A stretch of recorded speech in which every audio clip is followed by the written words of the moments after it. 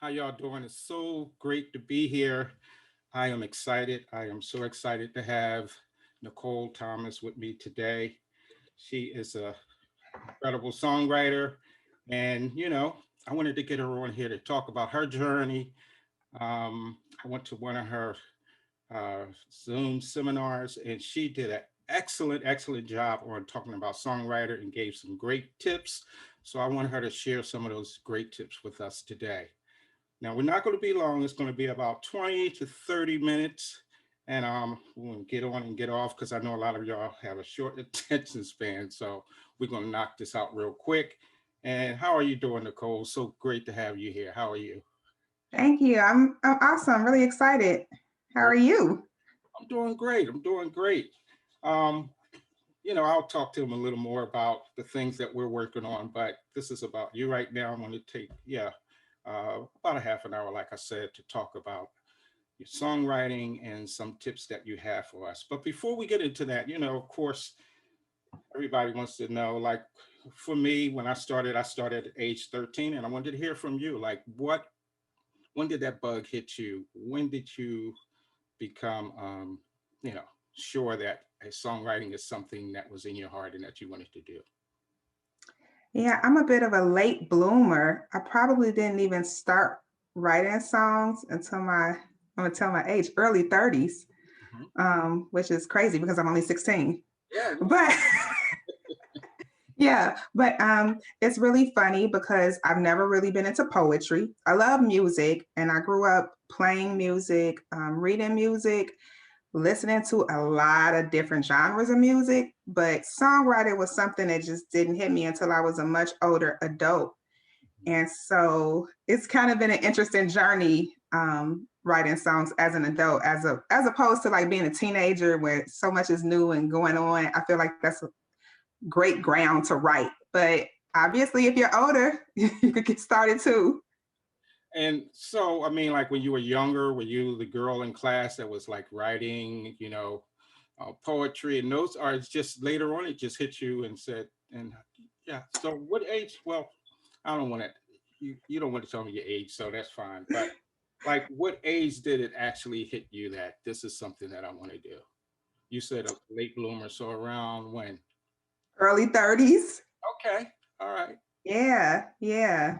I mean, I was really growing up into a lot of sports, Hmm. into a lot of extra and band Okay. and choir. So I did choir and singing, some traveling with that. But I Okay. never wrote any of the stuff, and I never had any interest in writing it. And so when it finally hit, it just seemed it had come out of nowhere. I heard a little tune in my head, and I was like, I think I can come up with some words to go with this tune. Hmm. And I shared it with, I think, my grandmom at the time when she was alive. And she was like, hey, that's kind of catchy. And I think I went back and listened to it. And I'm like, I don't know if I agree with grandma. You know, your grandma just like, yeah, you can do it, baby. But the second song, I was like, okay, I have potential. And so I just kind of feel like if you have a little knack or a little something that gets you going, just keep going because you never know where it could take you. Very true, very true. And do you consider yourself more of a lyricist or a melody writer? Like, how do songs come to you when you write? So it's so funny. Songs come to me, I hear the tune, and I immediately start hearing some words. Okay.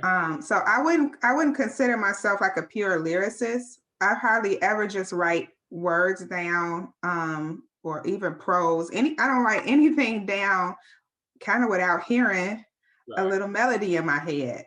But because I don't play keyboard or anything, the way I get it out is to just kind of sing it out. And the melody that comes in your head, and then you, as you're writing, And then I come back and write more words to it. okay. All right. Wow. So, all right. What we're going to do is I'm going to ask you a question, and I want you to share some of your tips. So, in between each question, I want you to share a tip. So, can you share a tip right now with some songwriters that may be helpful for them? Yeah, and I'm gonna share my screen so you can actually see the tip. Hmm. Here we go. Great. So this is going to be really basic, but a song is typically compose the melody and lyrics. And even if there aren't lyrics to the song, even if something is like an instrumental, there's usually like a lead instrument. So think of the lyrics as like the lead instrument. And there's several components of a song. I've probably not even captured them all, but these are the main things here. And for today's tip, I think I want to focus on the intro. So people don't give intros enough credit, but a strong and distinctive intro make for a great song. I'm gonna give you some examples. There are a few songs that within probably 3 or 4 notes, you know exactly what song it is. So songs like Benny and the Jets, Mm-hmm. Sure. You Can Feel It All Over by Stevie Wonder. As soon as those trumpets come in, you know what it is. Even something as simple as How Does It Feel by D'Angelo, Mm-hmm. and the song Say by John Mayer. Yeah, yeah. Um, Within a measure, most people would know what song it is. And so an introduction can be a powerful way to get a song either stuck in your head and to start off. Even starting with a strong opening line for your lyrics, that's a great way to make your song extremely memorable and to capture attention, which is what you want to do as a songwriter. Right, right. Yeah, you're absolutely right. Those intros are important. Wow, that's a great tip. Wow. Yeah. Um, so you just make me think of when you said that a lot of songs that um just those intros are powerful. And sometimes it's not, like you say, it's not just the lyrics, but it's the either the keyboard or that instrument that come in when you hear that part that you know what it is right away. So I understand completely. That is so important. So one of the other questions I wanted to ask you is, I looked at your, and I don't have it in front of me right now, uh, your Instagram post, and it was very interesting. I love your, let me see if I can pull it up real quick. Uh, I don't want to take a lot of time, but you said that you were a scientist posing as a songwriter. I found that very interesting. Explain that. I just want to. I wait. I think I said I'm a songwriter posing as a scientist. So, yeah. I have a full-time day job. I'm professional. My background is in science, and so I help pathologists come up with guidelines for cancer testing. That's pretty much what I do in my 9 to 5. Right. And I am writing songs outside of that time. Yeah. And with Instagram, I'm slowly, changing things over to be more music focused, but I have lots of other interests too that I think actually serve me well as a writer. One of them is reading. I love to read. But yeah, I still have a day job. And that led to my second question is how do you balance, all that type of life? You have a 9 to 5, you're a mom, you're Yep. a parent, you have a husband, you're all the different things that you do. How do you balance that? Can you share some of that with us? What does it take? Yeah, so I'm very intentional about how I spend my time. And one of the things that I've been working on lately is my routines. So I pretty much live and die by my routines. I have a morning routine, and I can kind of share what I do with that. So I wake up, I read my scripture, like whatever I'm reading in the Bible. I pray. I do some sensory writing or object writing, which is a writing exercise for anywhere from 5 to 10 minutes. It's kind of like free form writing. And then I have something that I'm listening to on Clubhouse that helps me to think about my songwriting. It's not specific for songwriting, but I use that time to think about my songwriting. So I do that Monday through Friday. And then my night, so then I work. And then, after that, I kind of cooking dinner, helping my daughter with schoolwork, family time. And then when it's almost time for her to go to bed, around 8ish and afterwards, I use my nighttime routines, and that is more of like a weekly routine. So I do something called like Music Mondays, and I use an hour or so to research music opportunities, either songwriting stuff, to read articles, to research songwriting competitions in case I ever want to enter. Wednesdays I call like worship Wednesdays. So I have something where I am listening to things about, because I'm a worship leader at my church. So I listen to and read up on things pertaining to worship music. And then I usually try to save Fridays for like networking. So if I have Zoom calls, I want to catch up with people, would try to introduce myself to people. I try to put those more towards Friday if I can. And then days to just write too. So I try to keep it all organized. And what I find is that when things get chaotic and you don't do kind of what you plan, Right. the days just run away with you. Like the time gets away. If you're not intentional about sitting down and writing, or sitting down and reading and focusing on your writing, or even just growing as a songwriter or musician, yeah, you go down an Instagram like loop your rabbit hole. You never come out, and then you wonder where the whole night went. So you really have to try to figure out how to have a schedule and be accountable to yourself. And I know some people have accountability partners where Mhm. they check in, they make goals. Did you do this goals?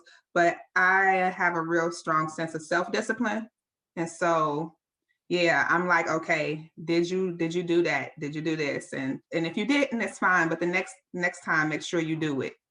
Right, right. Wow, that's some great things. So what I'm hearing is discipline, focus, being intentional, having a plan, having goals, and being consistent. Because it sounds like, yeah, you're really consistent with that. And I noticed, a lot of songwriters, they may start something. There are people that I wrote with, and months later, oh, I'm still working on it.